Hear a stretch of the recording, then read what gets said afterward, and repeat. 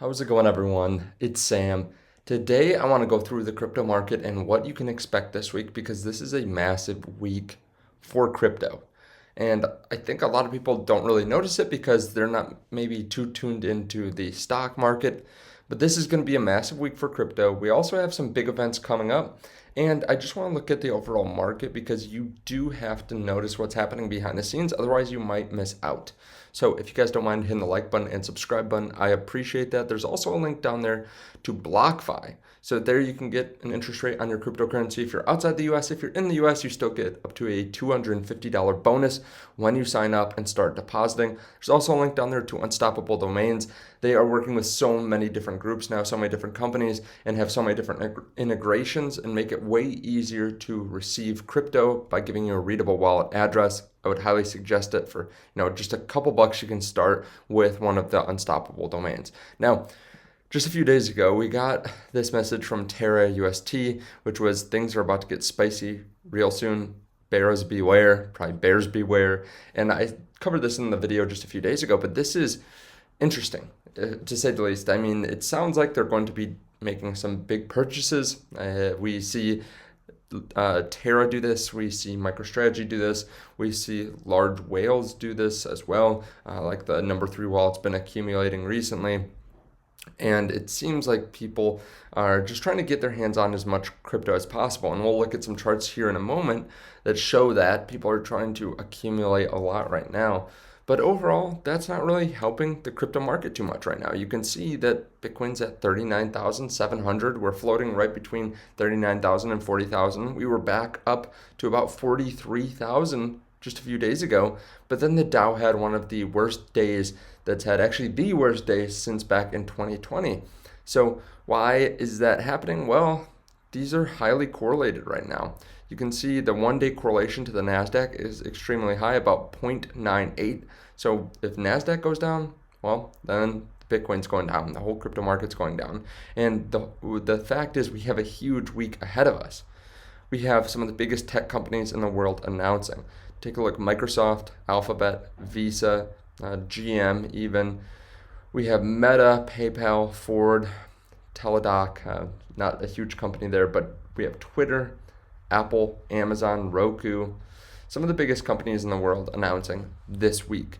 And we've been holding an interesting level for Bitcoin.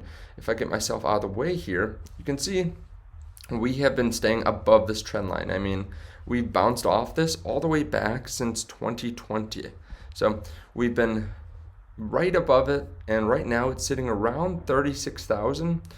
And we've also had higher lows a lot recently as well. I mean, if we look last summer, well, we fell down to 28,800. Then we fell down to about 29,200. Then we came all the way up. Now recently we hit about 33,000 on a wick, then 34.5. Then we hit about 37. Now we're at 38. And now the price is around 39,000. So we've stayed with these higher lows as time goes on. And hopefully we can continue that. But if the stock market falls because we have some of the biggest tech companies announcing earnings this week, well, that's going to be quite negative for crypto, and we might break down. We might have a lower low. So that's something that we have to pay attention to. If we break this 39,000, we have seen some support around 37, and then we might fall down to this 36K mark. Otherwise, we might just break above 40 and turn that into support. Maybe flip the 50-day here and get back above about 42,000, flip 42.5 into support as well, and then we're off to the races. We also have some good news that could possibly come. So even if the stock market's not doing great, we could decouple away from the NASDAQ here a bit. And one thing that could happen is Grayscale getting their spot ETF. They're betting that the SEC's acceptance letter earlier this month for the Ethereum futures crypto vehicle under the rules will govern spot Bitcoin ETFs could be used to bolster their case against the regulator. They say, we believe the Ethereum order confirms a fundamental point when it comes to approving exchange traded products. There's no basis for treating spot Bitcoin products differently than Bitcoin futures products. So that could possibly come here in the coming months.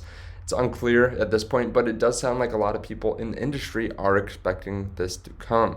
Now, we also have the fact that they're raising rates here soon. That's why the Fed caused the market to fall just a few days ago, because they indicated that they are likely to raise interest rates by a half-point rise, or by 50 basis points instead of 25 basis points next month, and then also again in June to fight inflation. And the fact is, they need to do this. I mean, inflation's at 8.5%, and it doesn't seem like it's slowing down at all. Other countries are at, like Germany's at 30% on their PPI, so the producer price index, 30%. That's just way too high. The problem is, if you sell off some of your tech companies and you sell off crypto, that's generally what people think is the smart thing to do when we have this kind of higher inflation, because we're going to have to raise rates, and then also your risk-free return is higher. The problem is, if you get a risk-free return of 3 or 4%, you're still losing so much money. I mean, that's one of the nice things about stablecoin and crypto is you can actually get 8 to 20% interest still.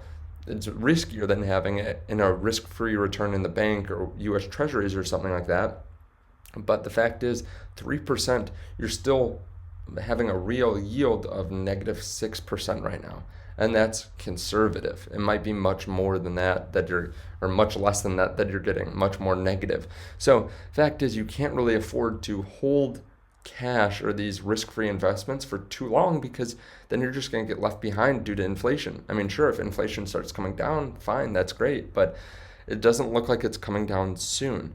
We have people stacking crypto like crazy too. I mean, this has been some of the worst inflation we've ever seen, and this is some of the worst, or some of the most stacking we've ever seen. People are just taking Bitcoin off exchanges, and you can see some of the metrics here. The percentage of Bitcoin supply last active 1+ year ago is 64% for the first time ever. People are just holding on to their coins, and part of that's probably because a lot of people bought in here and don't want to sell because we've just been sideways, but part of it is too because of the inflation hedge and the fact that you need assets that are going to outperform just a 3% yield. You can also see the illiquid supply just expanding like crazy recently. And a lot of other entities are also trying to get in, but they don't have regulation next. We have regulation that's coming hopefully in the next year, but we haven't gotten regulation yet. So a lot of big entities, a lot of big firms, a lot of big investors can't invest yet in crypto because it's unregulated and they don't know what's going to happen 9 months down the line, 10 months down the line. So a lot of these large entities are just investing in these different funding rounds for crypto startups. I mean, look at all these 24 million, 5 million, 350 million, 200 million. There's so much money floating around. We had 25 billion invested into these different crypto startups last year, and that's because it's a way for these other entities that need regulation to invest in crypto. So people want to get their hands on it. They just can't. I mean, imagine more entities just start buying like Luna, right? There are a lot of different groups or companies that could start buying what Luna's buying.